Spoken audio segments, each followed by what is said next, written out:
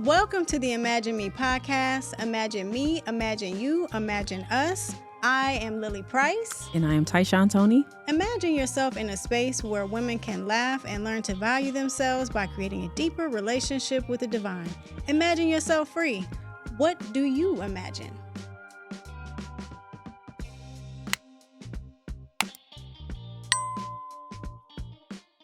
All right, we are here again. It's your girl Lily P. And your girl Tyshaune. Oh, no, it's Ty Ty. Okay, Ty Ty. It's Ty Ty. Miss Ty Ty. I think I'm the only person that calls you Tyshaune, right? Yes. Like full name. Mm-hmm. And I'm the only person that calls you Tyshaune that you don't correct. Like you respect that. I put some respect on your name. Yes. And you respect it back. Because when the kids be saying, they were like, Tyshaune. I'm like, what? Who are you talking to? Don't be calling me Tyshaune. Yeah. Put some respect on my name. All three of y'all. Oh my gosh. I'm just going to be honest with the viewers out there. So I asked Lucas if we could start the show with 1, 2, 3, 4, 5, 6. Yes, the 10 crack commandments. And he was like, no, you can't do that. And, I want some, you know what I'm saying?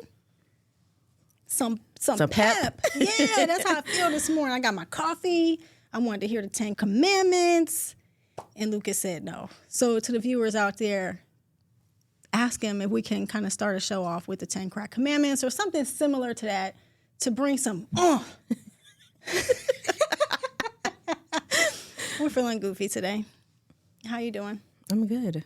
It's been a long week and weekend. It has. I feel like everybody feels like that. Mm-hmm. Like it's just constant. Yes. Going. I got up today and I was like, we got to do the podcast. You can do this. I can do all things through Christ that strengthen me. Listen, after that wrestling match yesterday, I was like, yeah, get up in the morning tomorrow. Yeah. No. The wrestling match. Yes. Oh, yeah, that's right. Because your son is wrestling. Yes. Forever. I was not expecting that at all. It was too much. But it's his first wrestling. I know, and he likes it, and I'm trying to be supportive. Killer Cam. That's what I call him. I call her son Killer Cam. Yeah, I'm all thugged out. Yes, I'm all thugged out today. I got my sweatsuit on. I want to hear the 10 crack commandments. I'm calling her son Killer Cam. Let's do this today. How did he do? He did pretty good. Yeah. For his first one. I didn't realize that they do, like, when their kids are so many years in already, like he had a 3-year. Yeah. The first one he did was a 3-year, so it looked really bad. But he made it through. Make sure he don't watch that part of the show. But the second one, he did a little bit better, I think, because he got the experience. That's awesome. And yeah. So he was like, okay, I'm cool. I think the first one, he was just like really nervous. So we're going to see how this year goes. I think that's awesome because wrestling can be like very, like, it's strategic. It's not even just about strength. Because your son is strong. Like, he's a strong kid. It's just strategic. And so I do think, like, the years of experience, like, the other kids might have, I mean, that's an advantage. But once he gets there, he's going to be taking dudes out. It's you scary, know what I mean? though. I don't like it. You don't? I don't like it. Because they be having their arms, like, pulled back real hard. Yeah. There's a couple of kids that left out of there crying. Oh. And the one kid, he was like, I'm not wrestling no more. That's it. He was like, that's he quit? it. Yes, he quit. He told his coach. His coach was like, come on, you can do it. You can just get back in there. Right. He's like, no, please, no, please. I was like, oh, it felt so bad for him. So he just there, he was just quit. done. Yep, he was like, done. I'm done. He couldn't even get off the floor. Yes. All right. Talking about stepping into your purpose. Stepping out of your purpose. I'm done. Yep, I'm done. Coach. That's it. Well, that's what we're going to talk about today. We're talking about purpose. I think just for the viewers out there, we just want to remind you what Imagine Me is about. And so Imagine Me is about spiritual wellness, mental wellness, and physical wellness. And I think a lot of times we talk about different scenarios, especially with women. And we talk about dating and all of those things. And all of those have components of wellness, but your purpose, stepping into your purpose, and how all three of those components really have a huge impact on how folks can step into their purpose. So we want to talk about that today. Ty, do you feel like you have stepped into your purpose? No. I love it. No, I do not. I love that. I do not. Well, I shouldn't say it completely. I feel like I still am working towards that. Yeah. Because I do feel like what you and I talked about, my purpose is with children. Yeah. And I just don't know where exactly that is. Like, not to toot my own horn, but I do think I'm really good at what I do. But beat.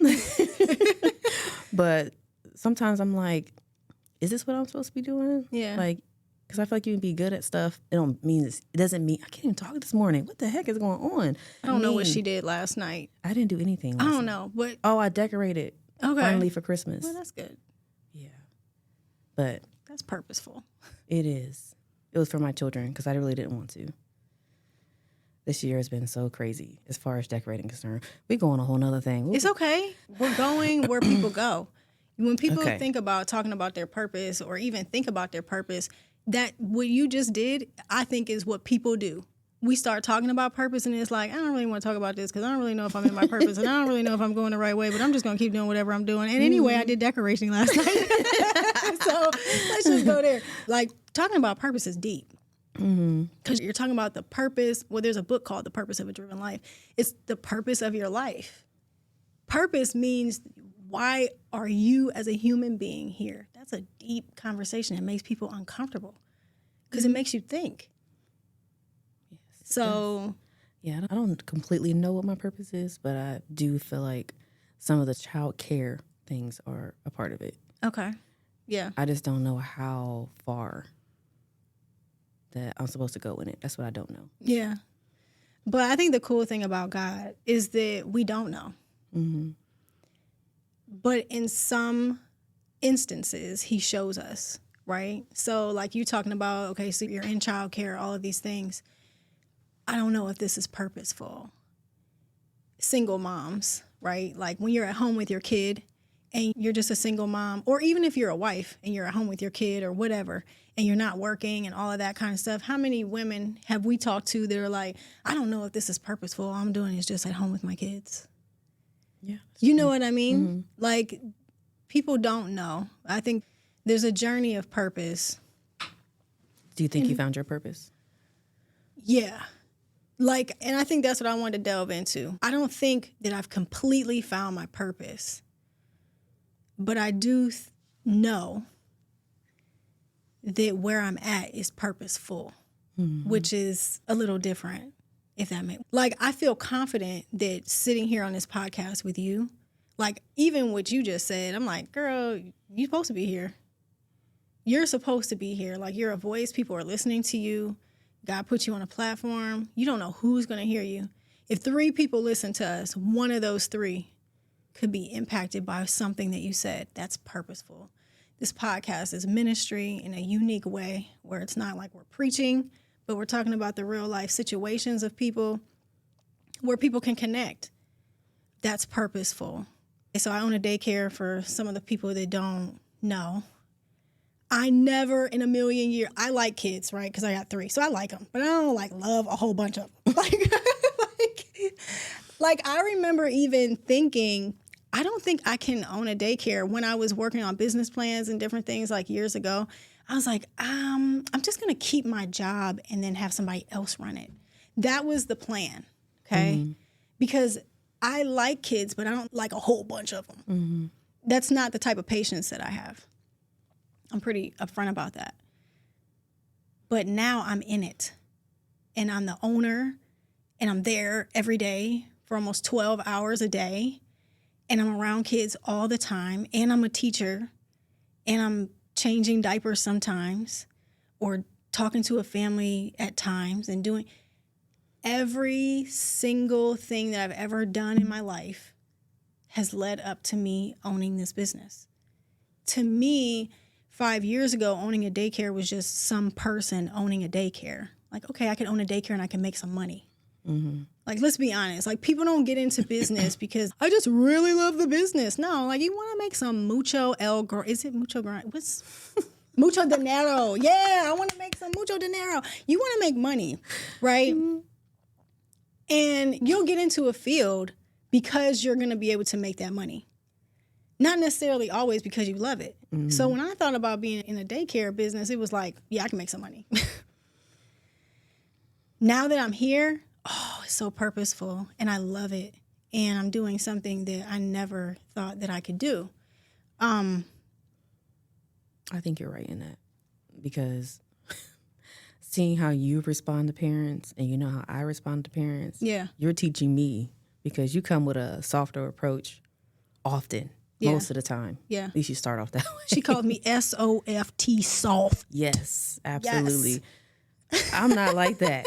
I'm not like that at all. No. I think I'm compassionate, but I'm just straightforward with it. Like, okay, sorry. Yeah. Your kid can't be here today. I'm so sorry about that, but you know, the fever was still there. No, let me tell the truth.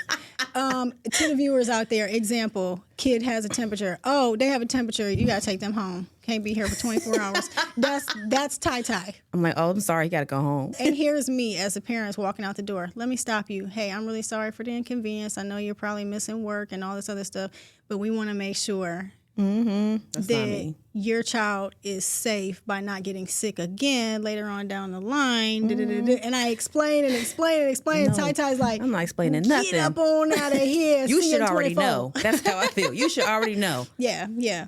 But I mean, I understand parents got to work. That's true. And do things. I got to work too. If I can't work, your kid can't be here. Like, your kid ain't have nowhere to go. Yeah. You know what I'm saying? Yeah. So it's like, you can't have your kid here. But that's life balance. You know, you're more direct and I'm more of a meet you where you are type of person. I kind of try to take the time to see the type of person that I'm talking to and how to have that conversation with them. Which is interesting because I am known to be a person that doesn't take S. Like boyfriend from a long time ago would probably be like, did you say that Lily has a softer approach? Because I will cuss somebody out in a minute sometime. You know what I mean? But that's called growth. And that's part of the purpose. Life experiences, I'm not so quick to do that anymore, which I'm thankful for. We're still opposite in both ways, because you will cut somebody off in a second. I do. I'll be like, well, you know, I'm going to have a conversation with them. Yeah. So it's weird. It is weird, but you do that to people that you love. You give them chances. Yes. If I love you and you hurt me, I'm like, I don't do stuff like that to people, so I don't expect you to do it to me. And I'll see you later or something down the line. And if I see you in traffic, I might wait.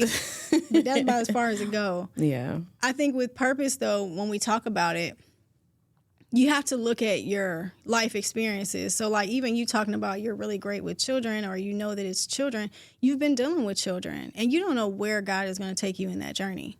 Like, and I think sometimes we minimize our experience and we minimize the things that we do. When I was 21 years old, I was 23, and I had just had my son. I started a job in case management, and I was the lowest paid person.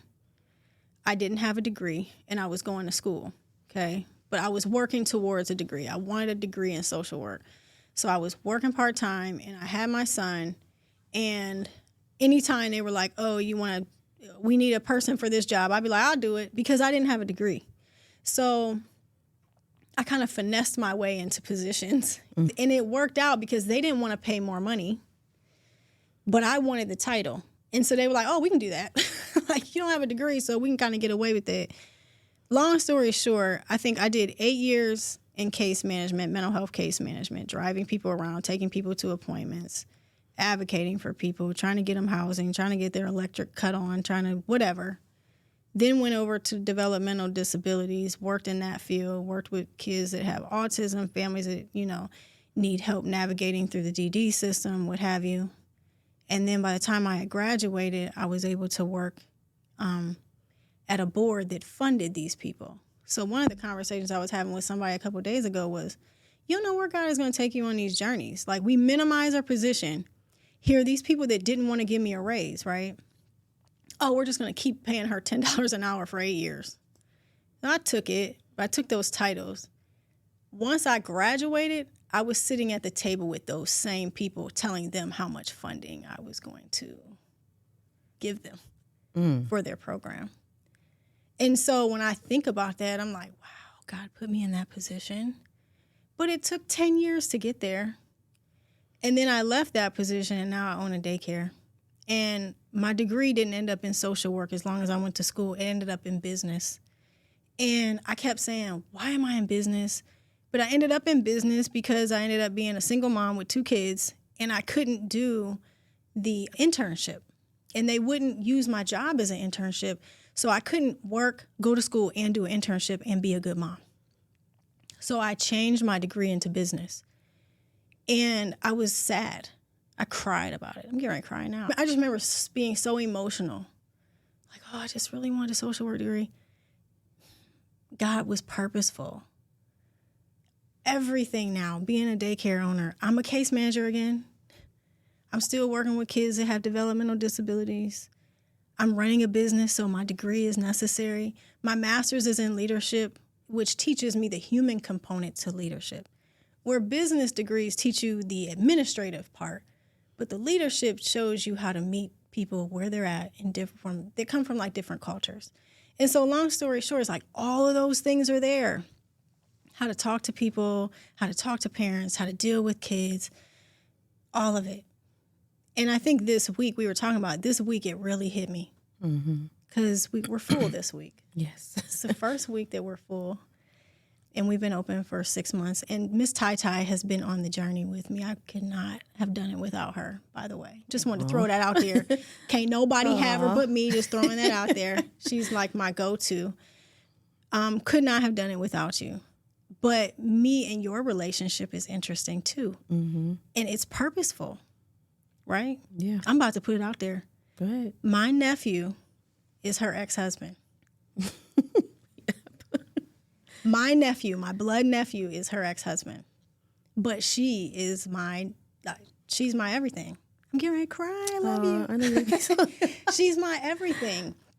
And so just because certain people or certain situations don't work, that doesn't mean that people aren't supposed to still be in your life. Are we crying? Yes. Oh my gosh. Imagine me. Imagine you. Imagine us. It's us. I love you, man. I love you too, man. But gosh. Like, somebody else might say, oh, well, that's my nephew. I can't fool around with his wife. I can't. But for what? Yeah. Why? Why can't we just love everybody? Why can't I still love him, still love you, still appreciate the relationship? And it's interesting because Tyshaune was the only person I let watch my daughter outside of my family. But because she was family and she's my nephew's wife, I'm like, she's family. I know Ty. Ty can keep my daughter.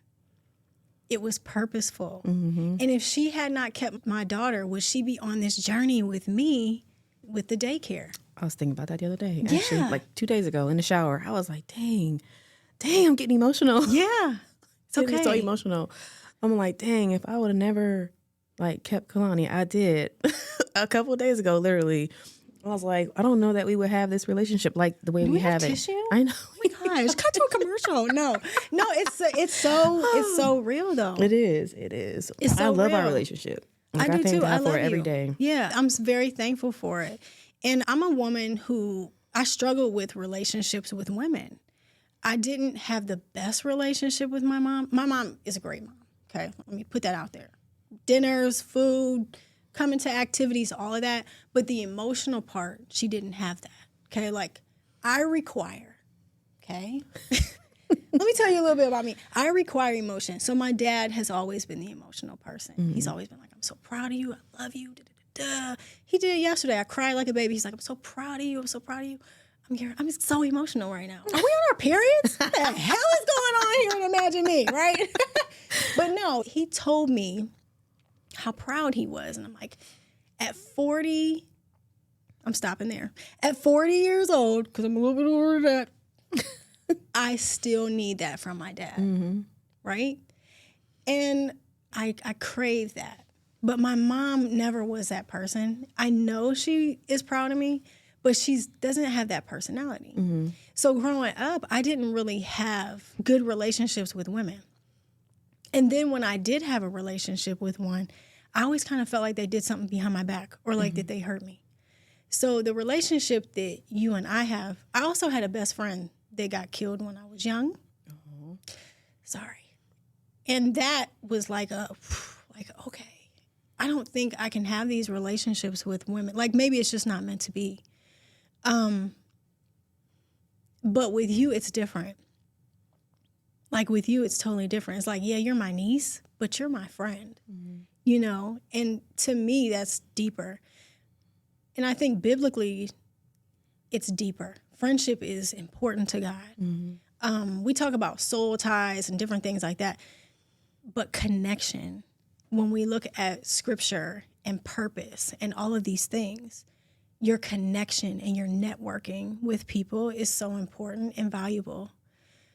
My job in case management, making $10 an hour, I had a boss who was watching me. And I never forget, I was at this meeting. I'm over talking in the podcast, but that's okay. You're good. I always do this. You've been watching us. You've been listening to us. You probably writing in the comment, I love this show, but Lily be talking too much. But yeah, I was at this meeting, and I'm the only one without the degree. And the boss is like, who's going to bring the next case? And everybody's just sitting there. And I was like, I'll do it. She looked at me. She was like, huh? I was like, I'll bring a case. She was like, really? I was like, yeah, I'll bring a case. So I brought the case up to the next meeting. She gave me a promotion. I didn't get more money, but I got the promotion. When I went up years later, it's probably like 7 years later, I ended up being at the board and approving funding. She was the director of that program, and she called me to have that job. Wow. Like, she called me. So it's your network, it's your people. It's so purposeful, how you treat people, how you connect with people. Every job, every experience, even this podcast is about connection, like how me and Lucas, shout out to Lucas Live Media. Hey. Yeah, but me and Lucas connect, right? We went to school together, but he reached out to me when he saw that I was going through like a traumatic situation. I was breaking up with my kid's dad, and I was using my voice to not just heal other people, but heal myself at that time. Like, I was a broken mess when Lucas reached out to me. You know, but it's the connection. It's the spiritual connection. It's all of those things. They matter. And so here we are, and we're on Lucas Live. We're doing a podcast. You know, if he would have never reached out to me, would I be on a podcast? And if me and you would have never connected, would you be with me? Mm-mm. No. And then at the same time, I'm telling all your business, you're going through a divorce. Yeah. While me and her are getting close, and I had just went through that. Mm-hmm. No, I wasn't married, but it was similar to a divorce, you know? So those things are purposeful. And I just think that when we talk about purpose, we keep thinking, well, am I in it? Am I in it? You should know it. You know, if you're walking with God, just know it. Okay, have an expectation. That's the word I'm looking for. Have an expectation that what you're doing, if you're in alignment, which is a whole nother avenue. If you're in alignment with God and you're walking, know that where you're at is purposeful. So would you say, even if you're not quite walking with God at that point, do you feel like you're still walking in into your purpose? This. Yeah. Yeah, girl. Yeah. Yeah, boy. Yeah, boy. So proud of you. Yeah. That's what I'm talking about. Yes. Because listen, I'm so excited right now because God is so good. Yes. Because here's the grace and the love of God. When you are completely out of alignment, David, right? Like King David, when you're out of alignment, and you setting that man up to go on the front, it's all going to work together for the good, right? So when you're like completely out of alignment, Eve, you know what I'm saying? Because shout out to Adam and Eve. Do we have a boom for them? You know what I mean? Because she's completely out of alignment when she's taking the fruit. Mm-hmm. But it's purposeful, right? It's all purposeful. We can be completely out of alignment. And God will just take his grace and be like, yep, I already knew you were going to do that because you're my kid and I know you. And I'm just going to make it work for you. Like, I would have never been a case manager if, okay, so we were talking about this too, if I hadn't had a past with like drugs and alcohol and all that kind of stuff. Mm-hmm. Like, I was heavy into drugs, heavy running the streets. In my early, like, I was 18, 19, 20. And at 21, I became sober. Wow. I was like, oh, I'm just going to quit drinking. Well, I rededicated my life when I was 21. But yeah, all of that stuff, that time of running around with gangs or doing drugs and not loving myself and all of that stuff, it connected me to that social work, case management. Now I own a business and I can look at somebody else who's going through the same exact thing, you know, and say you can function and you can do this. Mm-hmm. You can do this. Like this place that you're at, you don't have to stay there. We don't have to be ashamed of our life experiences because our life experiences create purpose. That's true. I mean, they do. So you're saying I needed to be out there doing drugs and stuff to be where I'm at right now? You don't need to be where you at me. Right. I got it from you, all right? I got it from watching you. Kidding. You remember that? I'm just kidding. I'm just kidding. For me, God gave me grace. Mm-hmm. I do have to say, in the time that I was, running the streets and all that, I watched when I rededicated my life to Christ. It was in that same year.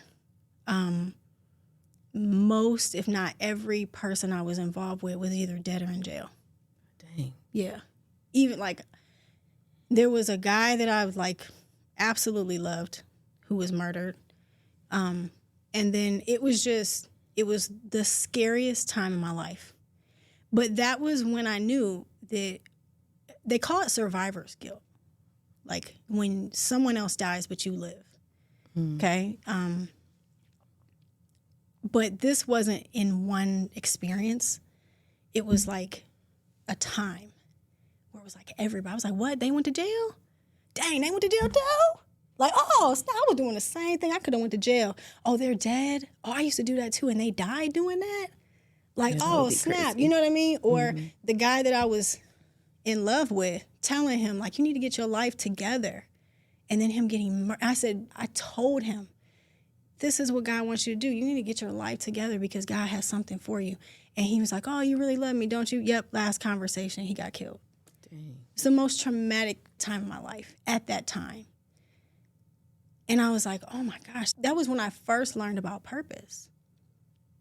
Because I was like, oh, okay, who am I to still be here and not really do anything about it? Like, that's not even fair to those people. It's not fair to those people who knew me to not speak and give warning that your life is purposeful.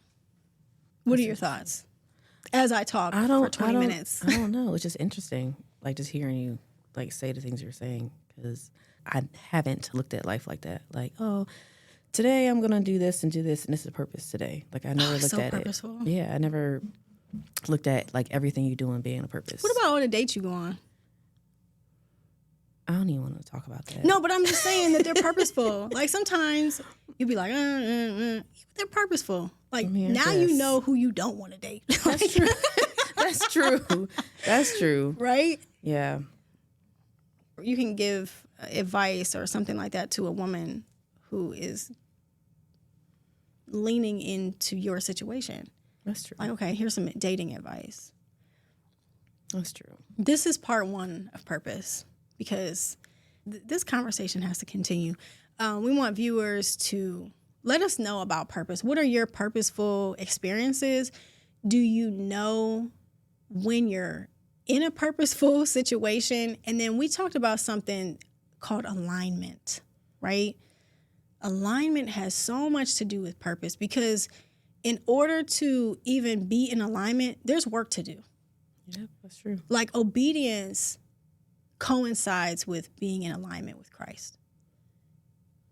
And obedience coincides. It's hard. It's hard. But it's right there with purpose. Purpose, alignment, obedience, right?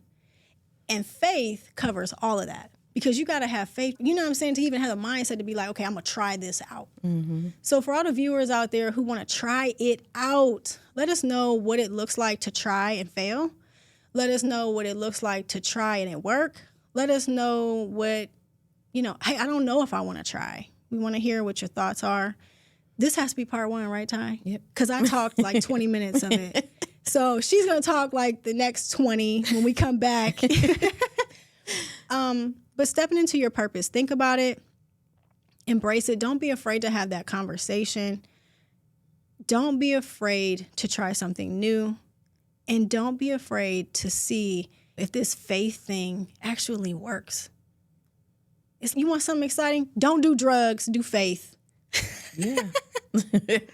All right. Thanks, you guys. Imagine Me. We out. We out.